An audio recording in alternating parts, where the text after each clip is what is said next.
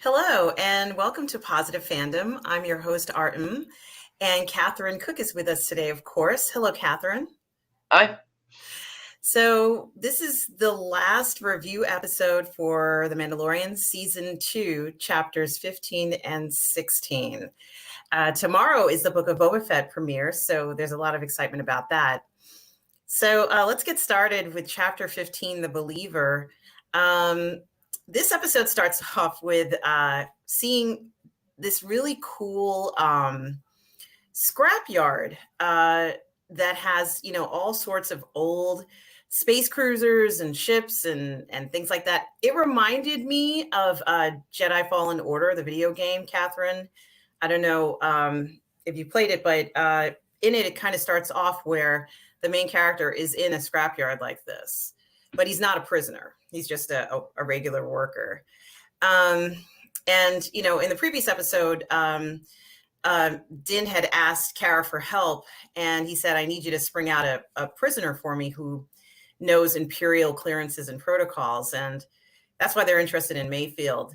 What are your impressions of Mayfield at this point, knowing that he could potentially help them with this, mission? He's a prisoner, so he almost has no choice. Do you think he's going to be cooperative? Well, at first, when I heard they were bringing Mayfield back, I was really not excited about that because I hated all those characters in Chapter 6 because they're so badly written.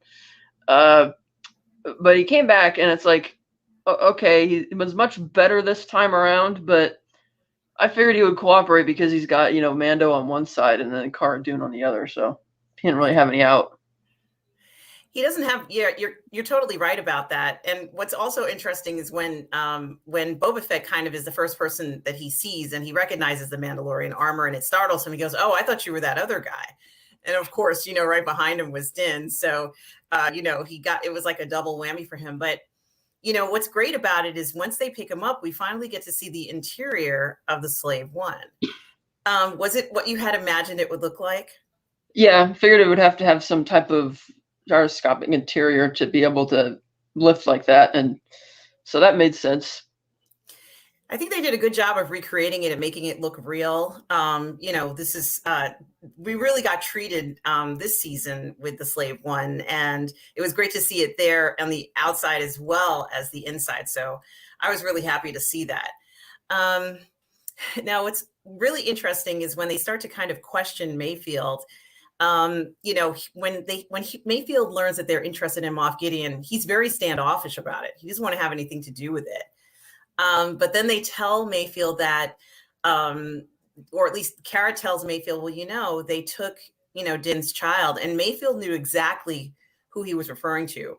Do you think Mayfield figured out that there was more, that the child was more than a pet to Din? Well, I think he figured out even the minute he met him that, okay, Mando doesn't seem like the type of guy who keeps pets or something. Like, he figured there was something, because Mayfield is not that kind of, I don't think he would peg Mando for having pets aboard his ship. That's a good point. Now, Mayfield was very clear. Mayfield is a very valuable prisoner or let's say a person to have on your team because he has all this Imperial knowledge. And he intimates that they have to go to an internal Imperial terminal to get this information. It has to be connected to the network. It makes sense, right? So he mentions Morak, and Fett, and I guess everybody else is like, well, there's nothing on Morak. What are you talking about? And Mayfield says there's a secret mining hub there.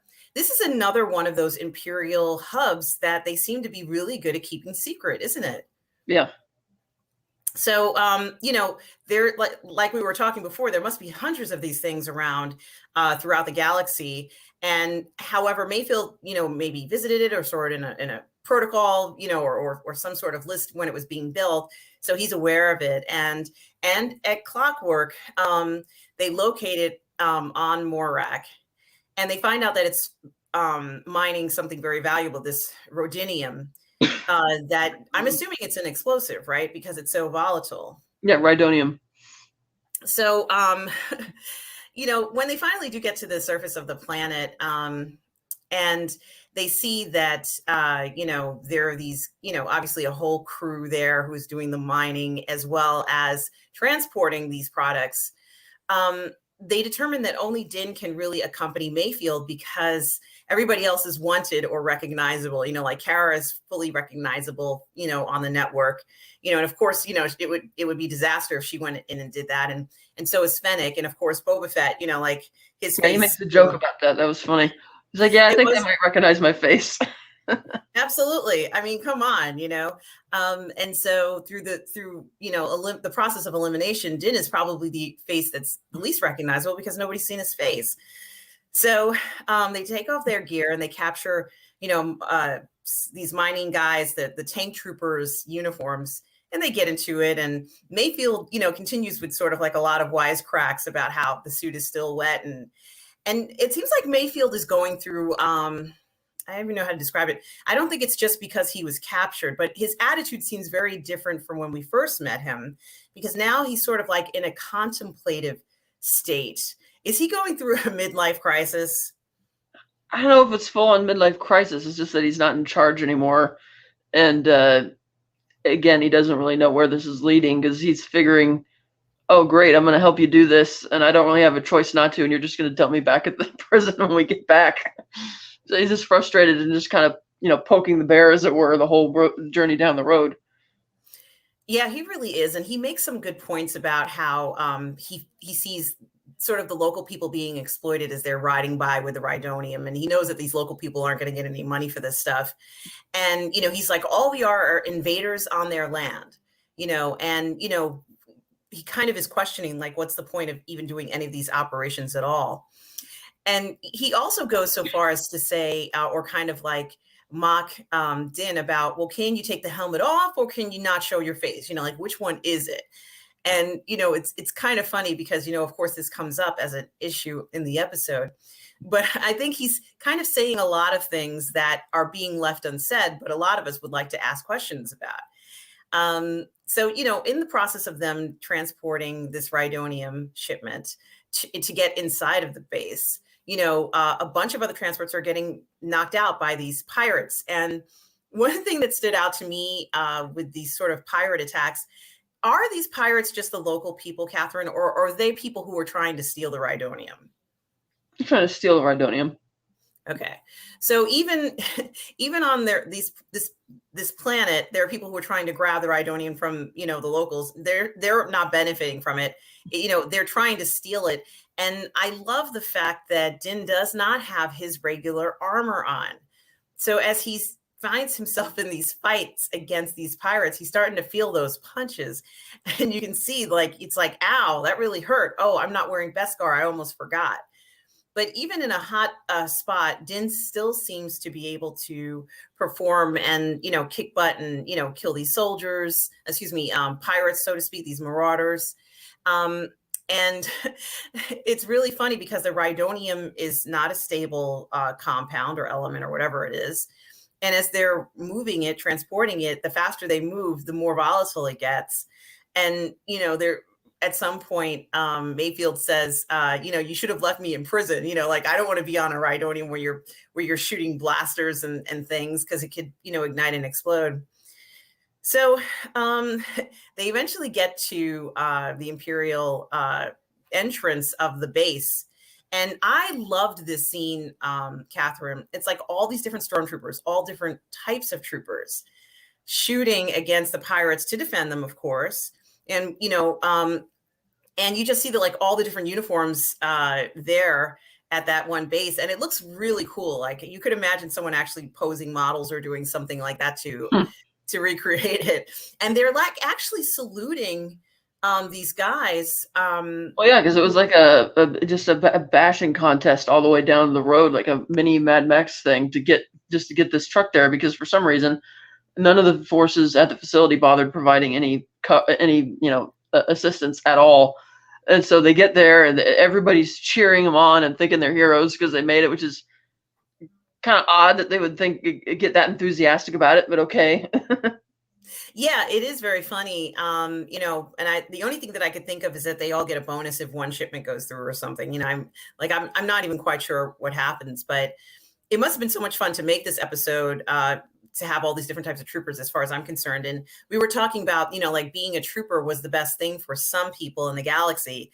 this was like their thing. And we kind of get confronted by that attitude, not just, let's say, from, a commander's point of view, but from, even just the trooper's point of view. It's like this trooper culture going into the base. And, we see how they kind of are when they walk in. Din and Mayfield walk in, and people are patting them on the back, and they're like, yeah, and of course, in order for them to get the coordinates of Gideon's cruiser, they have to go to this terminal, and the terminal is inside of the officer's mess. Now, it's very interesting. Odd place to keep it. Yeah, and it's for control, right, Catherine? They don't just want anyone accessing this terminal. Yeah, it's still odd that it's in the officer's mess. It's feel weird. Yeah, you would think it would be like in a command center, or maybe even on the bridge or something in a special office, but for it to be in such an open spot. So Mayfield is supposed to be the one who goes into the mess to do this, but he doesn't. He's not the initial person. No, Mayfield was going to go in there, and he pauses barely after stepping foot in the room and turns around. He's like, I can't go in there. It's like, and Din's like, what, you kidding, after everything we just did? And he's like, can't, there's a guy in there, I used to work for him, he knows me, it's not going to work, we have to go, sorry. And Din's like, no, you're going in. He's like, no. So they debate it, and they go back and forth, and so Din just finally decides that he's going to go do it.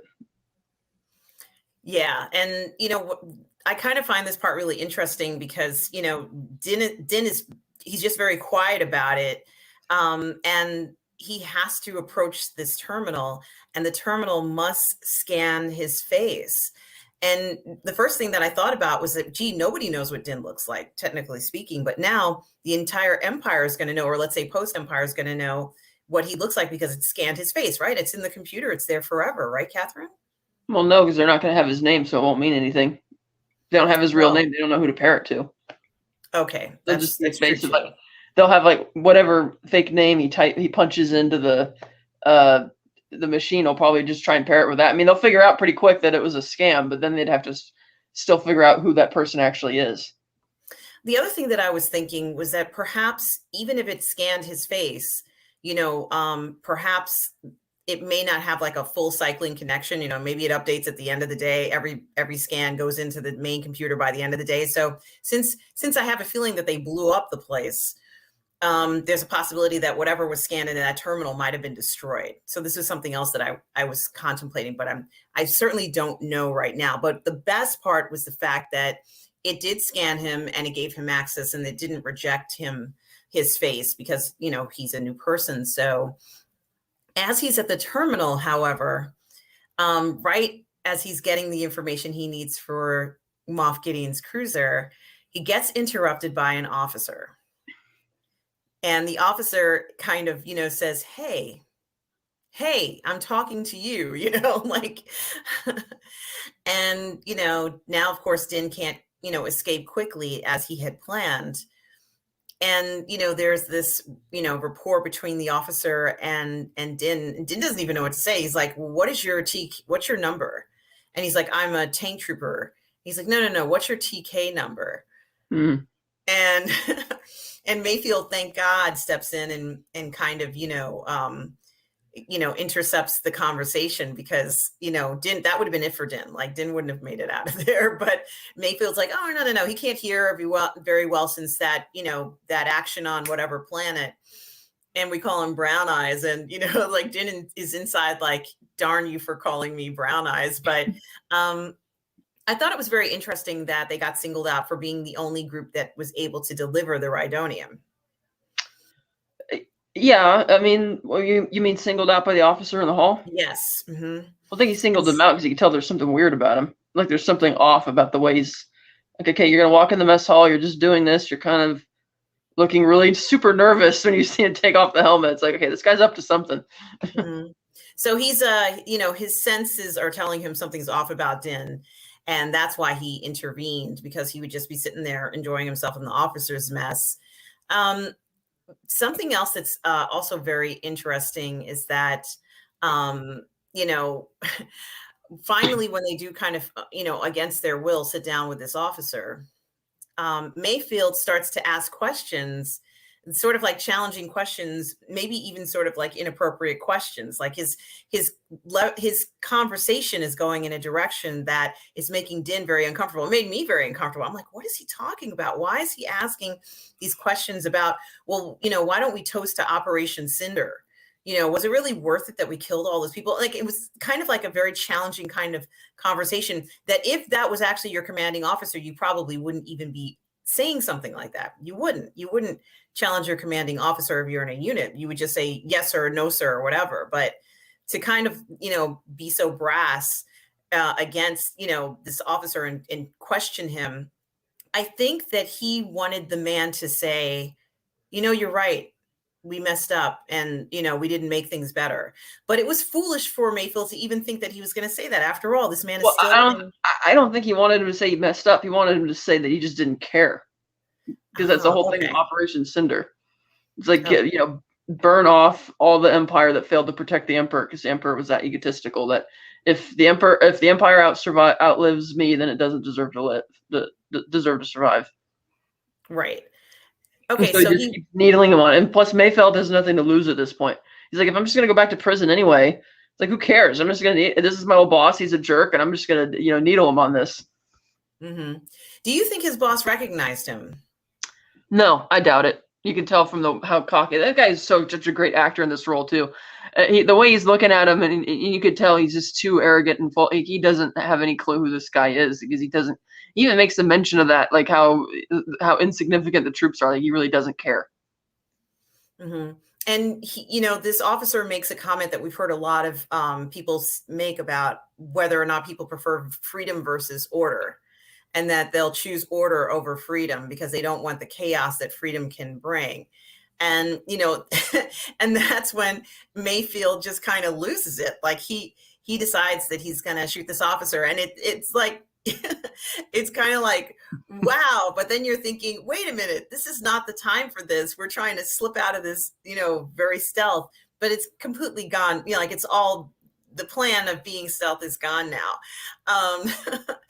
But and then it ends up being a shootout inside of this mess hall. Oh, I love the look on Din's face too, when Mayfeld actually shoots the guy. He's like, what are you doing? That Mayfeld of all people would take a moral stand against this. Yeah, it's priceless, isn't it? And, I can only wonder how, all the other, I don't think they did a lot of missions together, but let's just say the last mission that they were on, Mayfield didn't seem like the most moralistic character of the bunch. So, it's very funny that, now he's taking this high road, and Din is probably just thinking, well, this is not the time. We really just need to get out of here. Can you wrap this up? Let's go. So it is a shootout. The same guys who were defending them a few minutes ago are now shooting at them. And they get outside. Of course, Kara and Shand are outside providing, support, trying to figure out where they are. Finally, when they do emerge and they continue to help them out, Fett retrieves them, with Slave One. And when they jump into the bay of Slave One, Mayfield decides to grab a rifle and aim it at the station. And I'm assuming, or at least I'd like to think that the base is gone. Like, that Rhydonium is incredibly unstable. Yeah, he knew what he was taking aim at. And that was great too, when they first climb out the window and they're moving along and they can see the shots coming, and they're like, where are they coming from? And they see that Kara and Fennec are way over on the opposite side of the gorge on the cliff. And Mayfield would be like pointing, like, no, this over here, trying to give him directions on where to shoot. So then when they do get up on the rooftop and get picked up and Slave One totally wrecks shop when it flies in there too, just blasting away at all the turbo lasers and at the garrisons. And so when he jumps up, he was going to take the rifle because he knows he's a better shot. And he's like, no, I got this. And he knows right where to shoot at the Rhydonium hold, and that just destroys the entire facility. Yeah, and it felt good to see it blow up, and I'm sure the locals are thrilled with this. I think you actually see the pirates like celebrating outside across the bridge. Well, that makes me happy because they looked so sad as they were driving through, these villages, and the people are just like, you're kind of raping our land and, abusing us, and just really, this whole thing is terrible. They've got to feel better about this now. And of course, as, Fed is, as they are kind of getting out of the area, we also get to see, I think, and I hope I have this in the right order, those special bombs. I don't remember what they're called, but he used them in the prequels. Yes, the And seismic charges. yeah, and of course the sound effect, you can't forget that sound effect because it's this exact same sound Amazing. effect that we heard before, and it was so satisfying to see that there. I didn't even know they could be exploded in an atmosphere, because the last time I saw them was like in a vacuum of space, and I don't know if the physics are the same, Catherine, but it was wonderful. So that was good to see. And then so then mission accomplished. They found the location of Moff Gideon's cruiser, and Din is at a point now where he actually turns and thanks Mayfield. And it's a very interesting moment, because he could have never, I don't think he would have ever found the location of the cruiser without Mayfield's assistance. And Mayfield is ready to be shackled by Dune, and she lets him go. I have a feeling that other than the fact that he did explode the Rhydonium base up, I have a feeling she might call on his assistance another time. I mean, what do you think? Do you think she might, request his assistance in the future? If she can find Mayfield, but she probably won't. Mm-hmm. He's gonna be wise and disappear and slip under the radar somewhere. Yeah, and I think they kind of left him in what looks to be a pretty decent planet. It's not a desert really. It's kind of like got foliage. The people seem approachable. I think Mayfield could do pretty well here and then go on to wherever else he wants to go. But this is really a second chance that I think he needs at this time, especially not so much so that he, went and helped them, which I appreciate. Like, I get that. I understand that. And I'm grateful that he did that. But it's the fact that it seems like he's kind of wanting to redeem himself. He wants to be a different person. And so, I think that that's a very, a great quality to have for a character like this. But there would have been no way that she could have brought him back and they would have forgiven him for his crimes, right? Because those crimes, he wouldn't have been able to do anything that would have lessened his term or sentence, No. right? No. Okay. So he almost had to kind of disappear or say that he was killed. And one other thing I wanted to ask you about was about the location of, Gideon's cruiser. And I remember, and I'm not quite sure how or why or in which orientation this came up, but, I had friends who were looking at maps trying to figure out where Gideon's cruiser was located.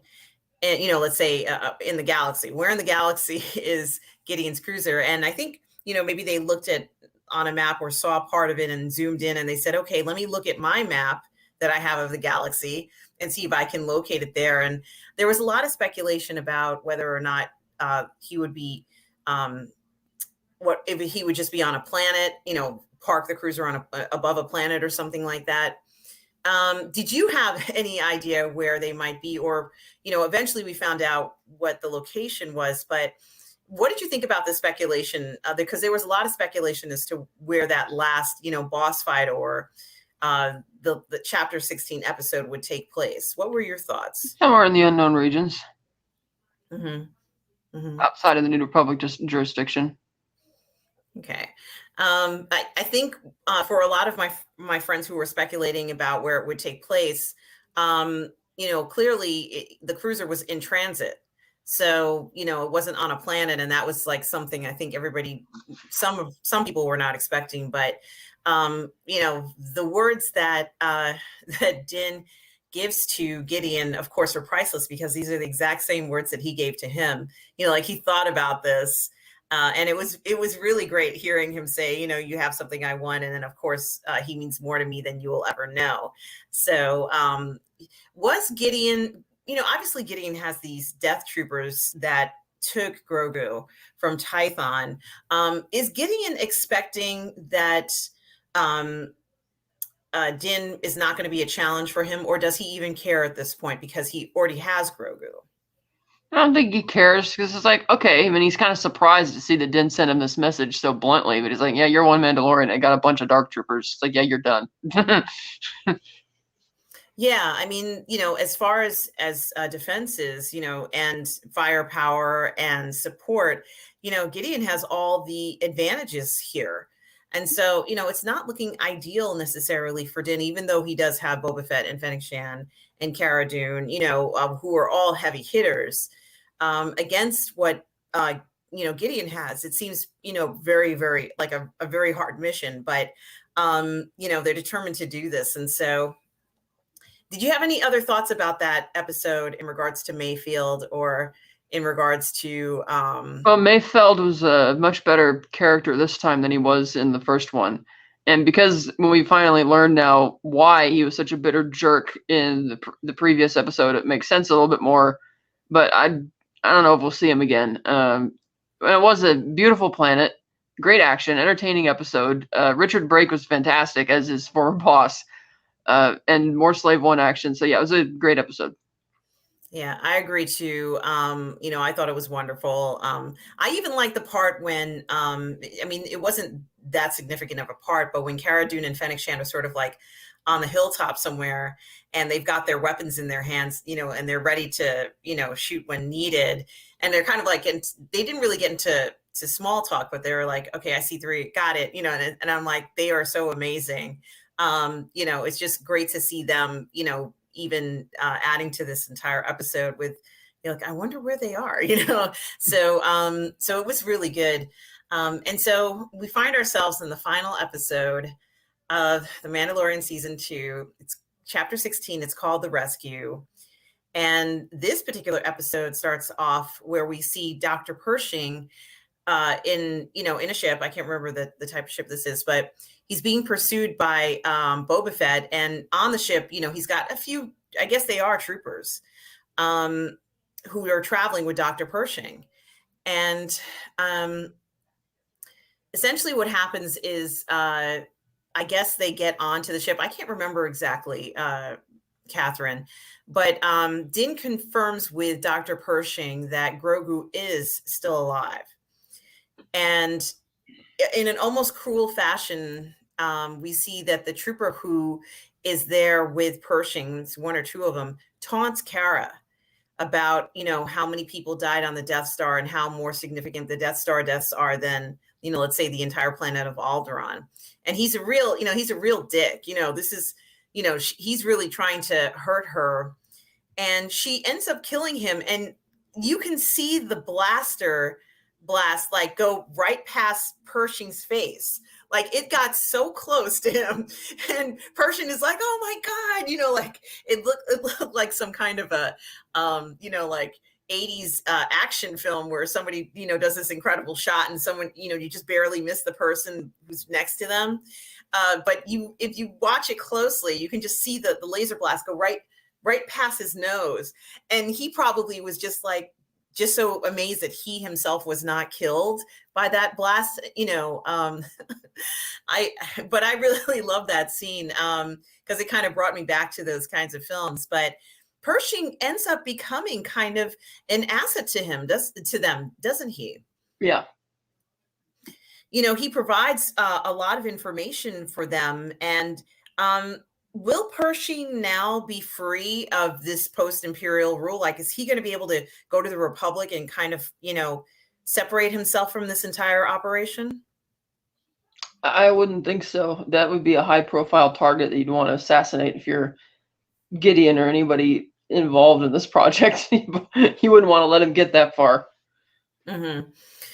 Well, he's very useful, and he tells them some very critical things. For example, they talk about how few soldiers there are on the ship, and Pershing's like, well, they don't really need a lot of soldiers because they've got death troopers, and these things are pretty much, impossible to defeat. And, he makes a point of telling them it takes a few minutes to charge them up, because their batteries will drain the system. He also makes a point of telling them where they're located, in the ship, and where Grogu is located. So it's a lot of useful information. And I imagine that the plans on that particular type of cruiser, haven't changed very much. That's where everybody would be anyway. But those death troopers are going to be something that they're going to really have to fight against. And so the other thing I was going to say is they go back to a planet. I don't know what planet they're on, but they're going to find Bo-Katan and her crew to ask them for help. And it just so happens that Boba Fett comes along, and you can really feel the tension between Fett and the Vizsla clan, can't you? Yeah. I mean, they just do not like Fett. And there's one part where Bo-Katan, kind of was like, well, you're not a Mandalorian. And Fett is like, well, I never said I was one. And I'm like, this sounds very childish, like it's turning into something that, is very bad. And Bo-Katan, makes a sly remark about how, well, if you guys had fought like this in the battle for Mandalore, we'd still have Mandalore. And, it was just a little crazy. Clearly Fett isn't going there to start up shit with them, but it turned out to be like that kind of an approach. I mean, it felt a little silly, but they wanted to show the tension between the clans. And we already knew that there was a lot of tension between the clans because we've seen it in episodes of the Clone Wars. But, Din tells Bo-Katan, look, I happen to know where Gideon's cruiser is. And if you help us, you can keep Gideon's cruiser, and you can use it to get Mandalore back. And as soon as Fett hears that, Fett responds very much the same way that Din responded when he first heard that she wanted to get Mandalore back. Like, oh, Mandalore is cursed. Everything's bad about Mandalore. And I'm like, everybody says this about Mandalore, except for the one person here who has actually lived there. I think there's a bit of irony in that regard, don't you? What do you think, Catherine? Yeah, for sure. So she agrees. Of course, she's not going to say no. This is like truly something incredible. But her main goal isn't just to get, this extra defense weapon, this incredible Star Cruiser. She wants to get something else that's on the ship. And of course, it's like sort of the holy grail of this whole thing. It's the Dark Saber.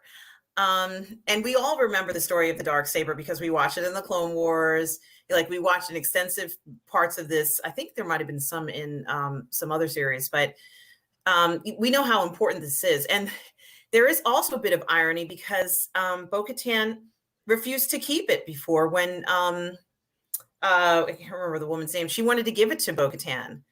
And Bo-Katan is like, no, I can't take it that way.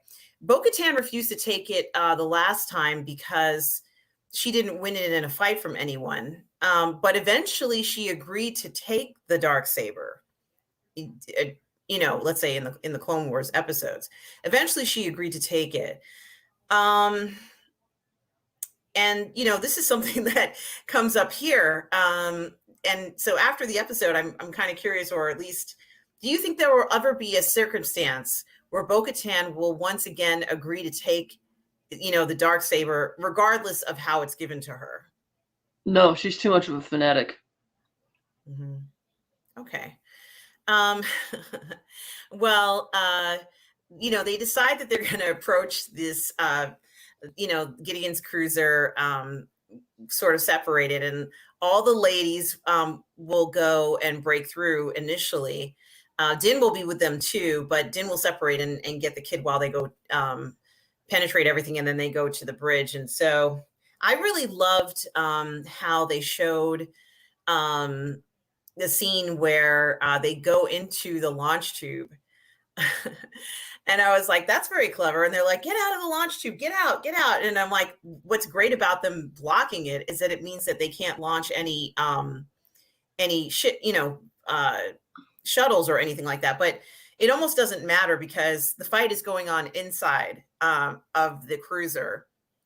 And as Bo-Katan and Fennec Shand and Casca Reeves and Cara Dune get into deeper into the ship, we see the Dark Troopers are activated. The last time we saw the Dark Troopers was when they had kidnapped Grogu, and there really wasn't any fighting going on. All they did was kind of land on the surface, grab Grogu, and take him away. What were you expecting to see from these Dark Troopers? Because I'd never seen them in action before. Well, I thought they were already going to be waiting for him at the hangar, because the scam they used was that they had stolen that ship and they flew it towards the cruiser, and they had Boba Fett and Slave One pretending to fire at them, so that way they could try and make this, bogus crash landing in the hangar bay.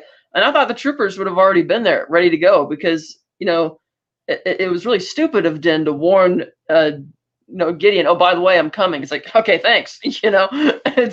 But no, they weren't ready for him yet. I'm like, that's kind of surprising. So I figured that the Dark Troopers, once they kicked into high gear, because we didn't really get to see any fights from them really in the tragedy. So I figured it was going to be a real grind to get past them. Yeah. And this is, there was such heightened anticipation about these troopers that were sort of like virtually unstoppable, and such an incredible, powerful force, so much so that they don't even have a bunch of troopers, on the ship.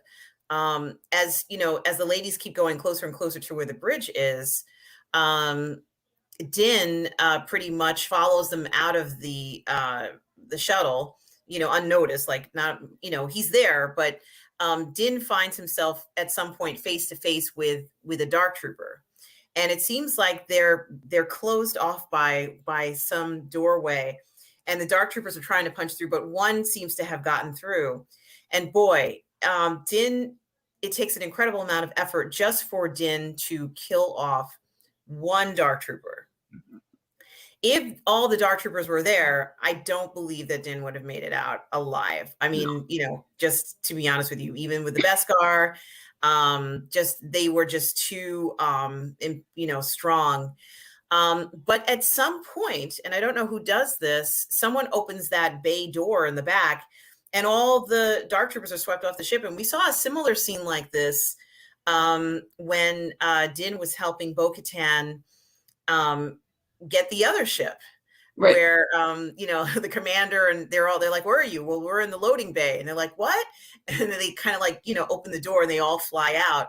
But these are dark troopers, so it's not like a normal person flying out. These dark troopers may come back, and so by the time the party, the women's party, gets on the bridge, I have to describe it, the ladies get to the bridge, Din has already found Grogu. And Gideon is very smug. He's almost kind of like bored. He almost seems a little bored at some point when Din comes there. And it's kind of like, I'm not quite sure what Gideon was thinking Din was going to do, because Din's priority is the child. And Gideon says, oh, well, I already got what I wanted from him. And, he's like playing around with the saber. It's almost like a game to Gideon. Is this a game to Moff Gideon? Well, yeah, why not? I mean, I just thought it was so odd. There's Grogu in the shackles, and then, of course, Din pulls out the spear, the Beskar spear, and that's what he's fighting Gideon with the Dark Saber. And the Dark Saber actually does get the Beskar spear kind of like I don't know, is it red hot, or it seems like it's starting to melt a little bit. And, you're kind of like, whoa, you better kind of disconnect it so it doesn't cut through that. But, he eventually beats Gideon, who honestly, I don't even think Gideon's heart was in this. I think, Gideon was thinking maybe he could capture Bo-Katan and Din and that whole Mandalorian crew and kind of crush that rebel group. Well, he also knew he had nothing to worry about because the dark troopers were coming back. And it was Din, after the troopers left, he was like, breaking people's necks off with the dark, or with the Beskar spear. Pretty brutal. Like, he strangles this one guy and he starts going into convulsions even with the spear. I'm like, okay, this is pretty good. And so Gideon was just kind of buying time for himself for the dark troopers to come back, while the Cosca Reeves character and Bo-Katan take the bridge relatively easily. Right. And that is a good point. So, as we get to the point where, the whole group now is on the bridge, the dark troopers have flown back, and, someone has said a comment like, oh, we have someone is boarding. How many life signs? 0, so the dark troopers are on the ship and they're literally outside of the door of the bridge and they're banging and they will get through. And then you And remember the look on Bo-Katan's face when she saw Din Djarin marching Gideon in with Djarin holding the Dark Saber, because that was one of the things she wanted. She's like, "Oh, you can't fight Gideon. Leave that to me." It's like, because she assumed he would be on the bridge. And it's like, no. And she seems like really shocked and upset. And it's like, yeah, not the time for that. that is a good point. She's flabbergasted. I mean, I think that she has gotten the shock of her life. She wasn't expecting Din to do this. And I think that deep down she's thinking that Din kind of like took the saber on purpose, and that, she thinks that he knew how badly she wanted this thing, and maybe he did this in somewhat of a vindictive way. It wasn't like, this is just how, the roll of the dice for Din, and what got in the way. But it's complicated now, because now, despite the fact that he's helped her out twice, I mean, they've reciprocated help, but she's really not liking Din right now. She's really upset with him. And, despite the fact that he's successfully gotten Grogu back, and, they have Moff in custody, so to speak, she's very upset. And he offers to give her the sword, right, Catherine? Yeah. And of course she's, she can't take it. And Gideon's like, well, she can't take it. Ha ha ha. And I'm like, this guy is ridiculous. But, he makes another attempt on Grogu's life. And then, Din saves Grogu, like there's all sorts of happenings going on that. And, like clockwork, as the troopers are banging at the walls or the door of the bridge, we see one X-Wing. And I have to tell you, Catherine, there was so much speculation as to, and you already know this, there was so much speculation as to who was going to come and get Grogu. But I think that once people saw this X-Wing, they knew exactly who was coming. Did you know who would be coming to pick up Grogu once you saw the X-Wing? Yeah, you can recognize the X-Wing, and you can recognize R2 in the cockpit. Yeah. Or outside the cockpit on the top. And they gave a lot of clues. The green lightsaber, the figure kind of looks like it might be Luke. And of course, as the figure is destroying the Death Troopers one by one, you hear Bo-Katan go, a Jedi, like this is like the worst day of her life. It's like she lost the Dark Saber, she can't kill Moff. Now there's a Jedi here, like it's like one thing on top of another. Her day is not going as planned. I mean, she will walk away with that ship, but boy, she is not happy right now. And neither is Gideon at this moment, because a minute ago, before the X-Wing showed up, he was taunting them. It's like, they are going to break through those doors, and I will be the only thing left breathing in this room when they finish. And look at him now. Funny how things can change in a heartbeat. And it's interesting that, Gideon, of course, knows who's coming too, because you can see a look on his face, and that he's really scared, because he knows what this means, which makes me think, well, have you encountered him before? Or are you only influenced by the legends? Because he was, of course, in charge of the Endor garrison. Granted, Luke he didn't really do much on Endor itself. He was up at the Death Star, but that was something that I was thinking, does he know Luke from there? Or maybe he met him somewhere else, because he's clearly very afraid of this. Yeah, and I think he's also, as soon as he heard that a Jedi was coming, he knows what they can do. And it is feasible to say that they might have had some interaction in the past, which just adds even more enjoyment to this as Luke is on his way. And we get to see Luke, crush the troopers and fly them around and snap them and, just decimate them with his lightsaber. We see all sorts of stuff as he uses his force powers, and so it's kind of a moot point as soon as Grogu asks them to open up the doors. They're still terrified of the Death Troopers, but they're dead. And you open up the door, and of course, the reveal is Luke Skywalker. And the cheer that came, from that, you could I would say the whole planet shook when he pulled his hood off. Now, it's kind of interesting, this whole facial reconstruction, not reconstruction, but de-aging process, or whatever you want to call it, real faking of, and how it was done. And it wasn't the best version of Mark Hamill, but then someone, God bless them, someone online decided, hey, I can do this. Like, I can do this in my sleep. He or she creates it. they put it on, and then they hire this guy to be part of the franchise. Yeah, he said it took him about 4 days to run the deepfake software. He must have a unique version of it, because they, rather than just getting their own software, they decided to just hire this guy at ILM on the spot. And it does make me wonder why they wouldn't have done that, because a lot of times you hear about this where they use the de-aging stuff first, and then people online will do the deepfake, apply deepfake after that, and it tends to look a lot better.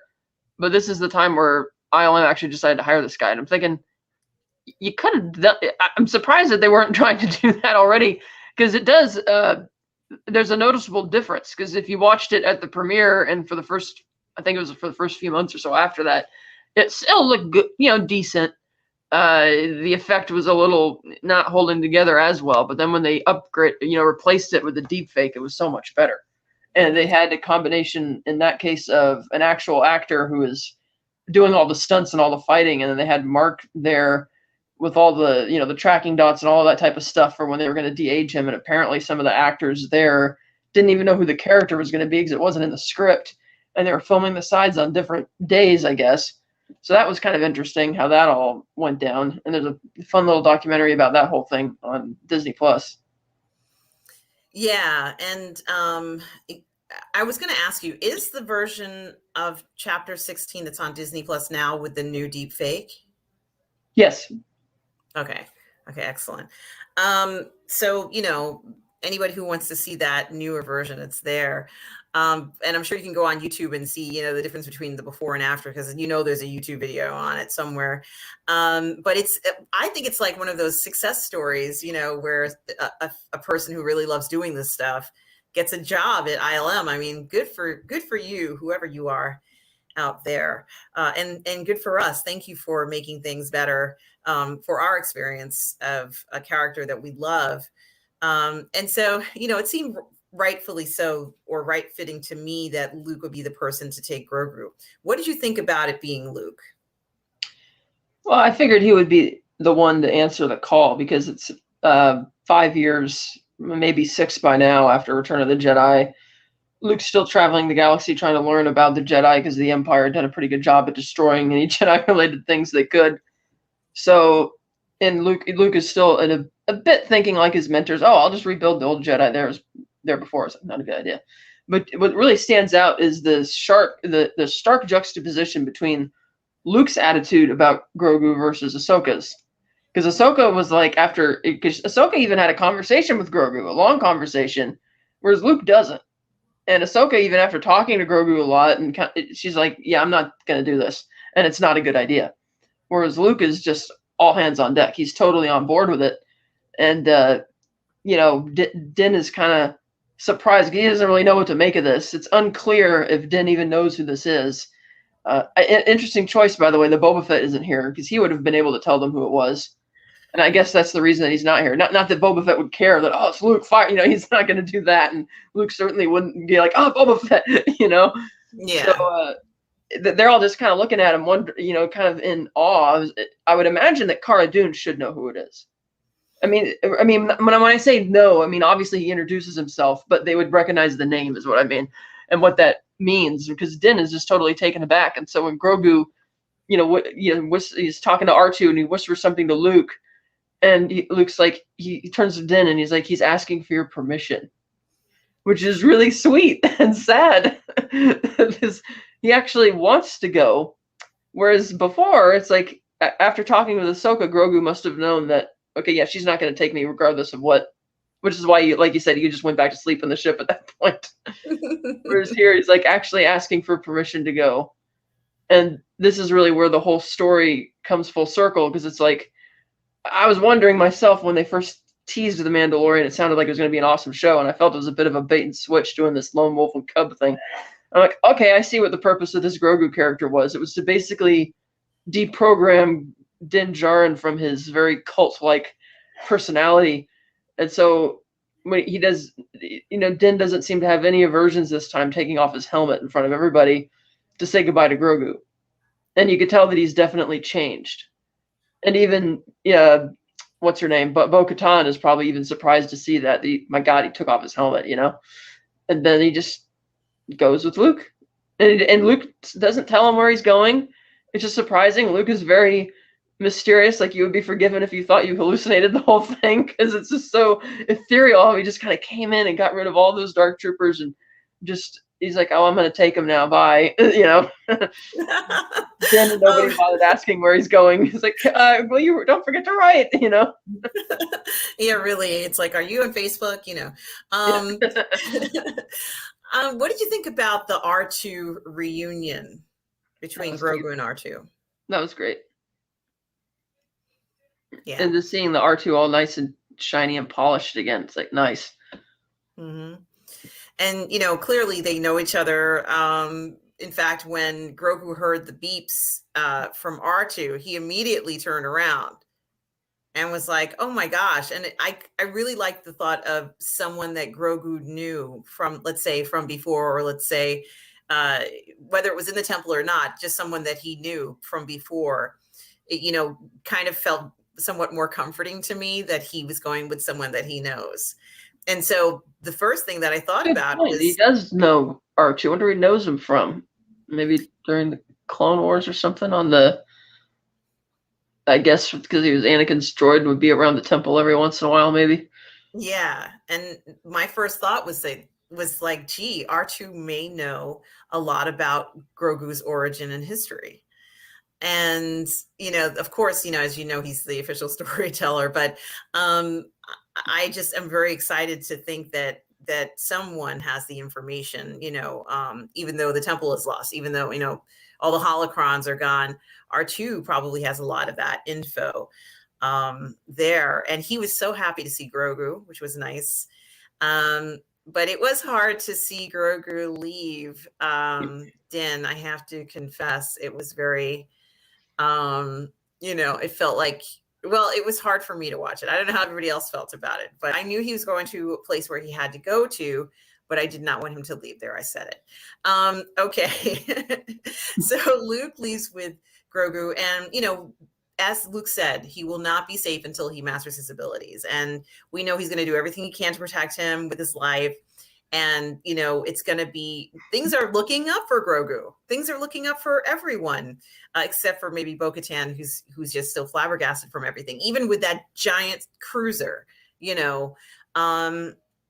And so that's pretty much the end of this chapter with, of course, the post-credit scene that we see with Boba and Fennec walking into Jabba's palace. And of course, Jabba's not there. There's another Twi'lek whose name I cannot remember. It's Bib Fortuna, his yes, primary emissary in Return of the Jedi. Who even has a cameo in Phantom Menace. And Bib has put on a few pounds. He put on a few pounds, a little bit. And he recognizes Boba though. He's living it up. Boba.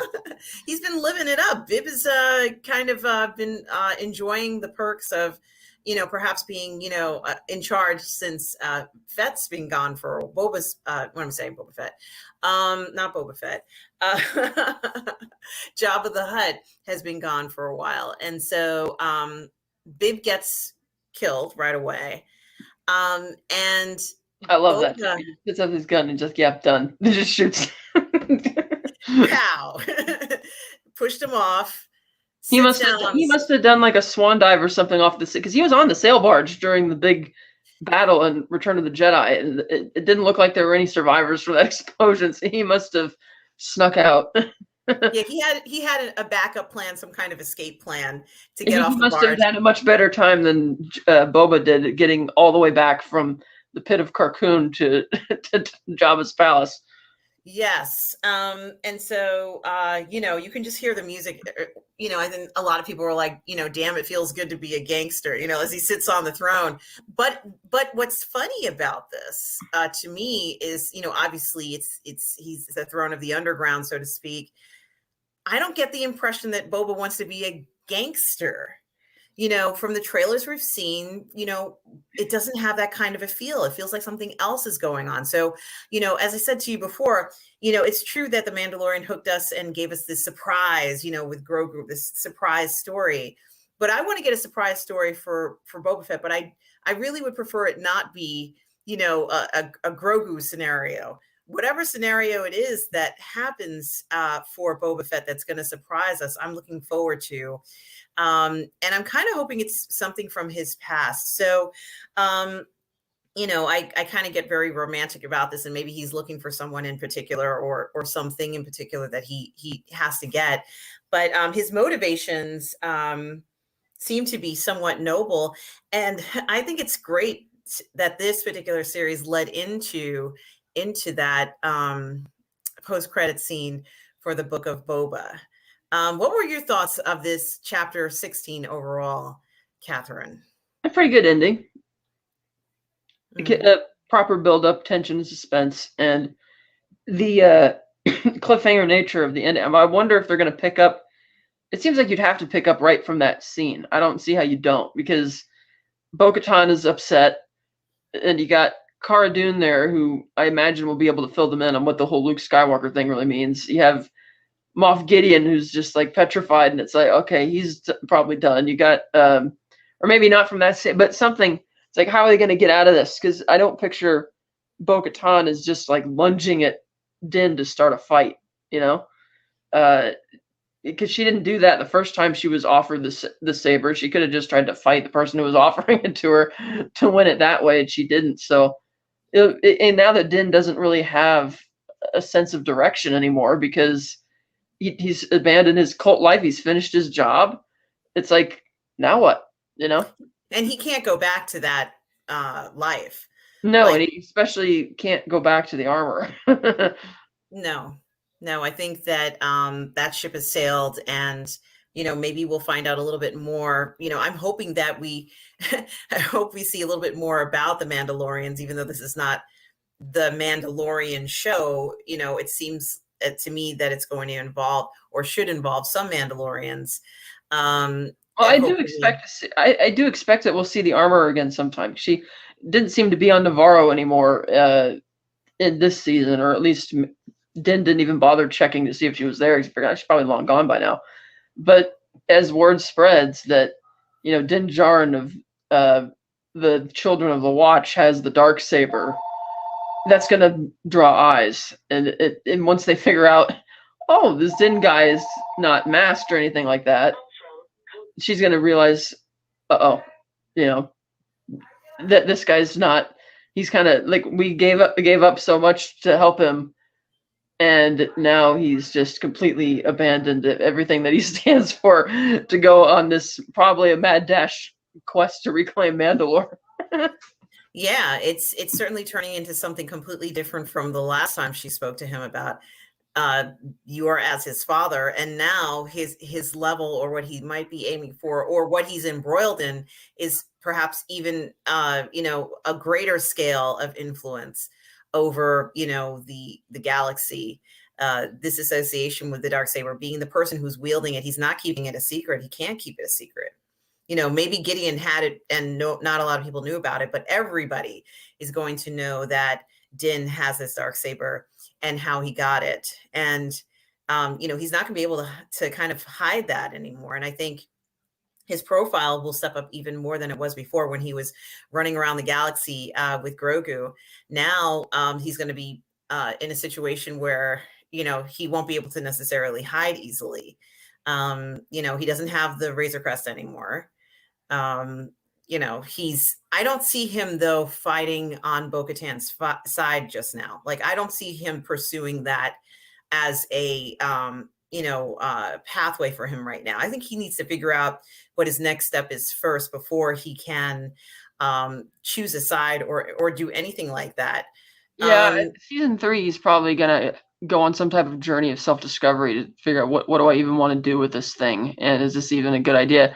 Or maybe at least to find out the mystery if Mandalore really is the cesspool that everybody who hasn't been there seems to think it is.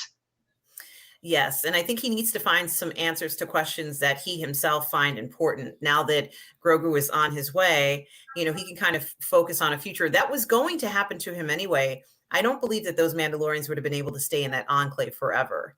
No. You know, and so the idea that they would had to relocate or go to someplace new, find a new place in the galaxy was inevitable for them. So you know, I think was just really the natural order of things anyway. It's just that Grogu kind of landed on his lap, so to speak. So so I think the series still would have been very good even if Grogu was not in it.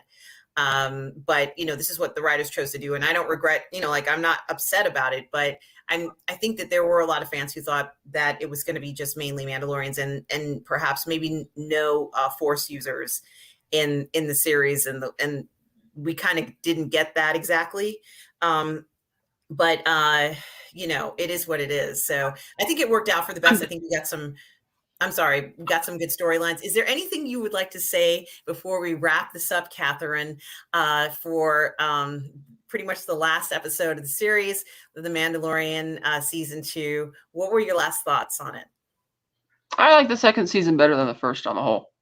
Mm. Sometimes there's a little bit rinse, dry, repeat, but I think it was it's still more enjoyable on the whole. And I do really look forward to season 3 because there's so many possibilities of what they could do with that. It's just you know, where's the story going to go? You know. I agree with you, and I think that the setup was nice because Bo-Katan was one of the pivotal figures that we knew from before, and she wouldn't just disappear. She's still going to be pursuing the desire to, you know, fix Mandalorians or at least create an empire that she thinks is worthy of the Mandalorian she knows. So that was something that was going to have to be dealt with sooner or later, and it is, you know, part of the story that we're familiar with. I think the bonus is the fact that we did get Boba Fett in The Mandalorian. I think that was sort of like maybe the icing on the cake with the cherry and whipped cream and, you know, like all this other stuff. You know, I guess it would have been natural to just expect that he would have been there, but what we got was him and so much more. I think it enriched the series tremendously, having him be present and, you know, making his journey known. And it's really just been such a wonderful experience. And Grogu was great too. But you know, we've been waiting for Boba Fett for how many years now, and this delivery has been such a wonderful introduction to him, and you know, different things that for a character that's so incredibly important. Just his ancestry when it comes to, you know, Mandalorians is so important, and you know, other areas as well. But it's just really wonderful to get this now. So I wanted to thank you for joining me on this review series. You know, where can people find you, Catherine? Wednesday nights on the Phantasmagorium Show YouTube channel, hosting Martinis, Gadgets, and Guns at 6 p.m. Pacific. And every second and fourth Sunday of the month on the Virtual Cantina Network YouTube channel, hosting Unifying Force at 8 a.m. Pacific, which is a Star Wars talk show. Excellent. And you can always find me here on Positive Fandom, as well as find me on the Burnett Network for Midnight Metal on Friday nights at 3 a.m. Eastern, 12 p.m. Pacific. And you can also find me on Toxic Femmes on Monday nights at 8 p.m. streaming with Lorena Creole, which will resume next week, I believe. And you can find me most of the times on Friday afternoons on Midnight's Edge in the morning at 12 p.m. Eastern. Thank you so much for joining us. Catherine, it's been a pleasure doing this series. I look forward to doing more series with you. Mm-hmm. And for those of you who are watching, thank you so much for watching the channel. I hope you enjoyed this series. And as always, please remember to be kind.